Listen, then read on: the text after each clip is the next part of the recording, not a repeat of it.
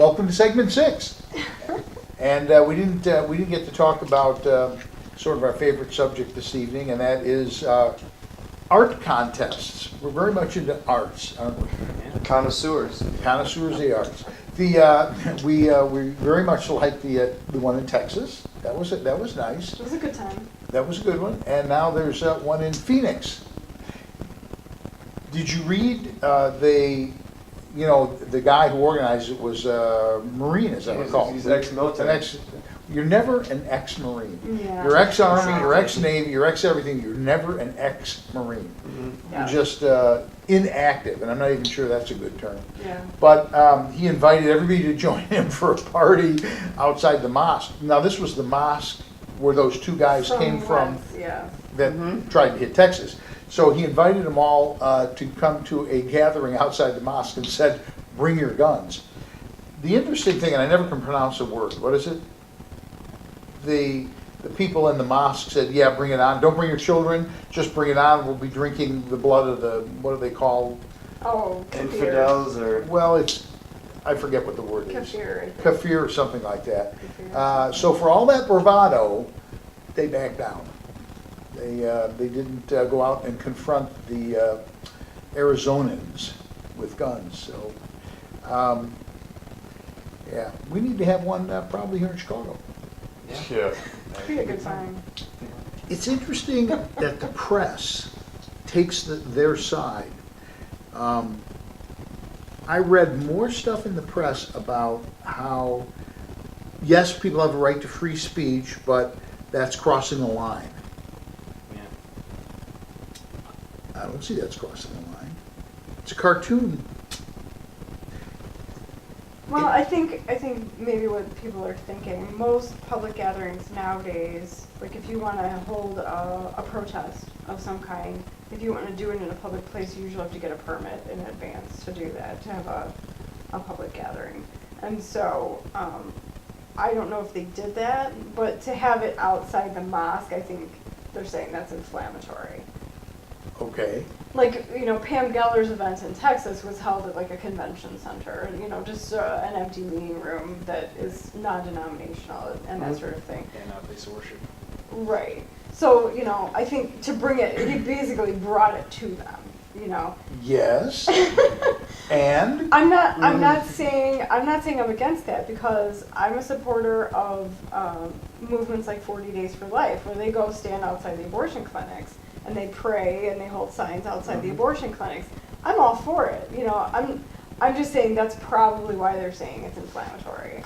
Here's the thing that bothers me. 2 people came from that mosque who tried to kill a bunch of people. Fortunately, they were unable to succeed, and they became a grease spot in the parking lot. But they came from that mosque. Now, you can say, well, that doesn't mean that the mosque was responsible or the people who were there even knew anything about it. And that's true. But here's the bigger issue. The bigger issue is we have a right to say whatever we want. These people, and I'm not saying the people in that mosque, but this religion of peace is pouring gas on children and burning them alive. Yeah. I somehow, okay, let's weigh this. We're going to have a demonstration outside of the mosque. We're going to pour gas on a child and burn him alive. Which one is worse? I have to think about that. Right. I don't really think we need to weigh that in the balance. And that's the thing. I mean, they're slurring against Christians, Catholics. They're trying to take away our religious freedoms and rights. And laws. Right, and they just they want all of the consideration for them and none for anyone else.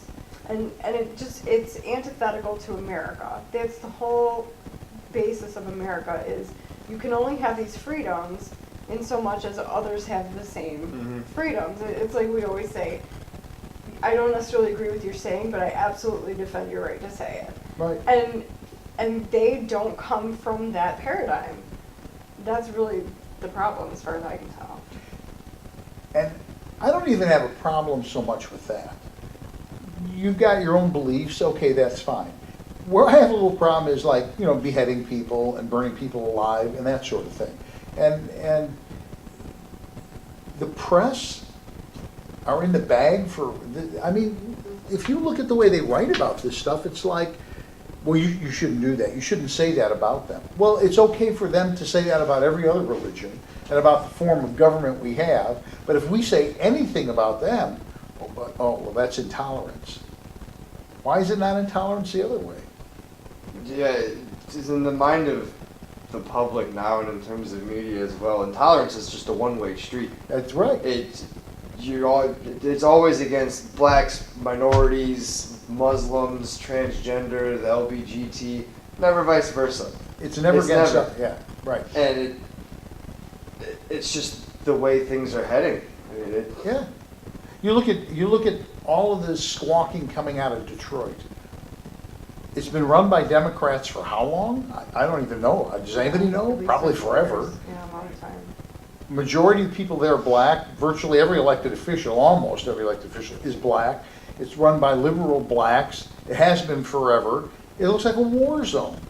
And yet they go, it's whites, it's racist whites. Right. I don't know how they can blame it on What, anyone else. what exactly are racist whites doing? They're not even in Detroit. Yeah, it's like you'd have trouble finding one. Right. that's what someone posted about. They posted this online. It was about Baltimore. They said we have a black president, black mayor of Baltimore. The black attorney There was general. Black attorney Just general. recently. Half of the city council for Baltimore is black. 9 out of 15 are Democrat. 3 out of the 6 cops that were arrested or Right. indicted in Oh, terms wow. of the. It's not Freddie Gray. The newest Yeah, yeah, case. Yeah, it was Freddie Gray. Was it? Yeah, it was Yeah. Freddie With Gray. Freddie Gray, are black. It's still the white man's fault. Absolutely, absolutely. And I, I think I might have mentioned this the other day, but I'm not sure if I actually did, but the American Family Association has gotten so bad, they send out every week anti-Christian bigotry stories. Yeah, you News stories. did. I remember Yeah. that. That's funny. we're gonna do that as a segment, aren't we? No, we were gonna do liberals' heads explode as a segment. Yeah. We were talking about liberal head We explosion. need to do that. I don't know if did we get any feedback about that? No, I didn't see him. I don't think we got I any feedback on that. I can add. I can put it out on Twitter. Yeah, you work on the In the Twitter. Twitter Yeah, sphere. check it out. Should we be doing a weekly, what would you call that? Segment. Well, maybe a whole Video. segment. Topic. Well, not a segment, but Yeah, yeah. a weekly something called liberal head explosion, which would be, I would assume, would be things that we believe that cause their heads to explode, Yes. which I think is fair. Yeah. It sounds I think like, it'd be a lot of fun. yeah. Well, we haven't actually solved any problems, but we've sort of vented, which makes the car ride home better, right? Yeah. We'll feel better about it, so. Now I'll fall asleep because I have no angst. I still have a lot of angst, actually. I was I know, Catholic. you're like up to here with Yeah, angst. I was Catholic. It never goes away. There's no shortage of Yeah. angst. So that's it for this week, our segment 6. And this is a big experiment today because it's Live going out both streaming. live and it's going to be Yeah. taped and available Yeah, our YouTube channel. on a YouTube channel. So Smart. thanks for tuning in. Yep.